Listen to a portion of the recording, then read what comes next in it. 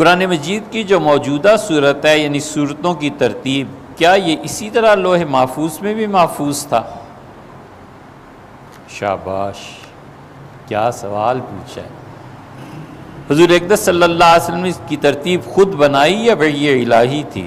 لا حول ولا قوت الا باللہ۔ یہ جناب والا کس فتنے میں آپ ڈالنا چاہتے ہیں امت کو؟ ہمارے عقیدے کا حصہ ہے اہل السنہ کا کہ قرآن اپنی موجودہ ترتیب میں یہ ٹھیک اسی طرح ہے جس طرح لوح محفوظ میں، اور اللہ تعالیٰ نے ٹھیک اس کی ترتیب جو دنیا میں دی ہے یہی ترتیب خدا کے ہاں۔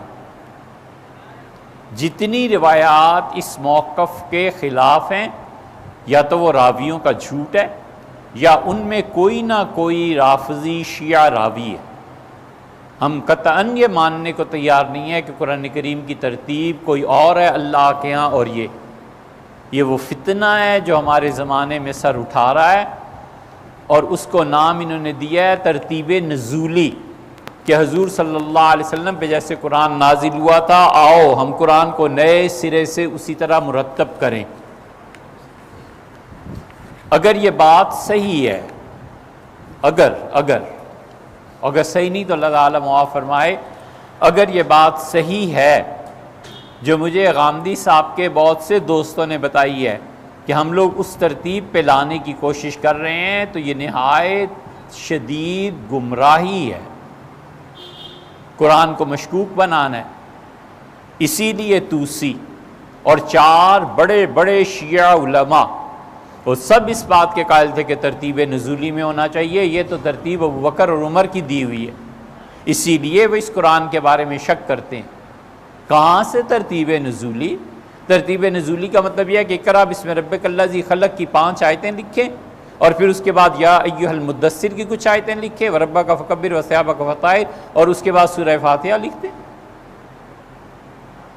قرآن بچوں کا کھیل بنانا ہے؟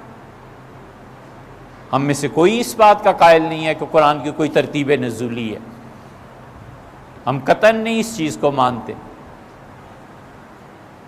یار اگر اللہ نے قرآن کو ترتیب سے نہیں نازل کیا اور یہ ترتیب جو ہے یہ نہیں ہے، تو حضور اقدس صلی اللہ علیہ وسلم خود کیسے پڑھتے تھے، قرآن مجید کی تلاوت کیسے کرتے تھے؟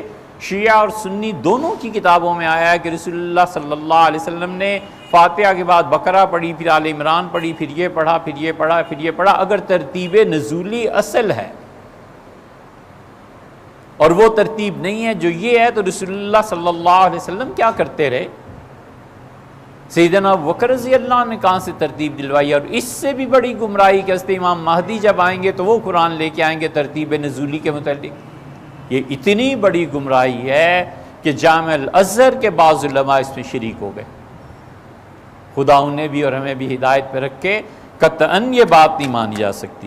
قرآن مجید کی جو موجودہ صورت ہے اللہ نے اسی طرح اس ترتیب کو رکھا ہے۔ ہوتا یہ تھا کہ رسول اللہ صلی اللہ علیہ وسلم کو اللہ تعالیٰ بتاتے تھے کہ یہ آیات آپ فلاں جگہ پر رکھ دیں۔ جب وحی ختم ہوتی تھی تو رسول اللہ صلی اللہ علیہ وسلم ان آیات کو اس جگہ پر رکھوا دیتے تھے۔ مثلاً واتقوا یوما ترجعون فیہ الی اللہ کی جو آیت ہے سورہ بقرہ کی، حضرت ابن عباس رضی اللہ عنہ وغیرہ کا خیال یہ ہے کہ آخری آیت ہے جو قرآن میں نازل ہوئی، اور رسول اللہ صلی اللہ علیہ وسلم سورہ بقرہ میں فلاں جگہ یہ آیت رکھو۔ یہ سب انہیں کی ترتیب دی ہوئی۔ رسول اللہ صلی اللہ علیہ وسلم ان آیات کو خدا کے حکم کے مطابق رکھواتے تھے، اور یہی وہ ترتیب تھی جو رسول اللہ صلی اللہ علیہ وسلم دنیا میں چھوڑ کر گئے ہیں۔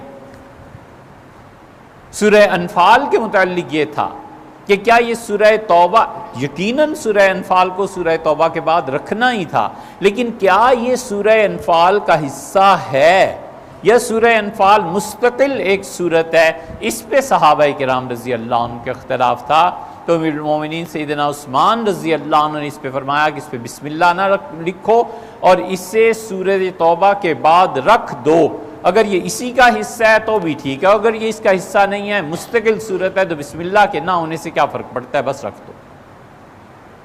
یہ بہت بڑی گمراہی کا پیش خیمہ ہے کہ ترتیب نزولی دی جائے۔ اس ترتیب کو ادھر ادھر کرنے پہ حضور صلی اللہ علیہ وسلم اتنے ناراض، محبت تھی اس سے بلال رضی اللہ عنہ سے، اس لیے ان کی خیر رہی۔ سیدنا بلال رضی اللہ عنہ کو قرآن پڑھنے کا بڑا شوق تھا، اور کمال ان کا یہ تھا کہ سیدنا بلال رضی اللہ عنہ قرآن پڑھتے تھے نا جب، تو ایک آیت پہ رک کے اس جیسی دوسری آیات پھر قرآن سے تلاوت کرنے لگتے تھے۔ مثلا انہوں نے یہ پڑھا کہ اللہ لا الہ الا هو الحی القیوم مثلا، اور اس کے بعد اللہ لا الہ الا ہو، اللہ لا الہ الا ہو مالک اس طرح کی آیات وہ ساتھ ملاتے تھے۔ اب ایک آیت وہ پڑھ رہے ہیں، تیسرے پارے کی اگلی آیت پڑھ رہے ہیں، چھٹے پارے کی وہی مضمون تھا، اچھا اللہ نے یہ بھی کہا، اللہ نے یہ بھی، ان کا ذوق تھا جسے شاعرانہ، یا جیسے آپ بغیر تشبیہ کے قوالی میں دیکھتے ہیں نا، شاعر شعر پڑھتا ہے قوال، اور پھر اس جیسے دوسرے اشعار لے آتا ہے، پھر وہ اصل غزل پہ یا قوالی پہ آ جاتا ہے کہ اس کے بعد اصل میں یہ شعر آتا ہے۔ سیدنا بلال رضی اللہ عنہ ایسے پڑھ رہے تھے۔ فتح القدیر میں آتا ہے کہ رسول اللہ صلی اللہ علیہ وسلم منع فرما دیا، اور اپنا بلال ایسے نہیں پڑھتے، جو آیت پڑھتے ہیں پھر اس کے بعد کی آیات مسلسل تلاوت ہوتی۔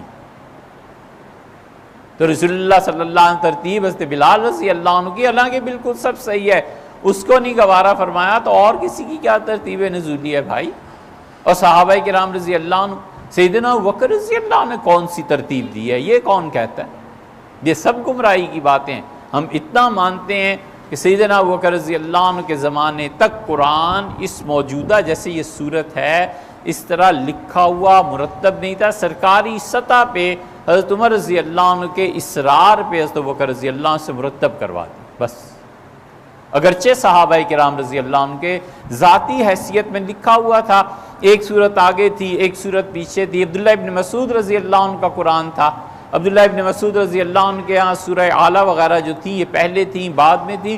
ابن مسعود رضی اللہ عنہ سے اصرار کیا اس نے زید بن ثابت نے کہ عبداللہ اپنا قرآن ٹھیک کریں، تو عبداللہ رضی اللہ عنہ بہت ناراض ہوئے۔ انہوں نے کہا یہ مجھے آ کے نصیحت کرتا ہے جو اتنا چھوٹا بچہ ہمارے سامنے کھیلتا رہا ہے کہ اس کی ماں اس کی چٹیاں بنا دیتی تھی اور ہم اس کی چٹیاں کھینچتے تھے، آج آ کے یہ مجھے بتائے گا کہ قرآن کو کس ترتیب سے رکھ۔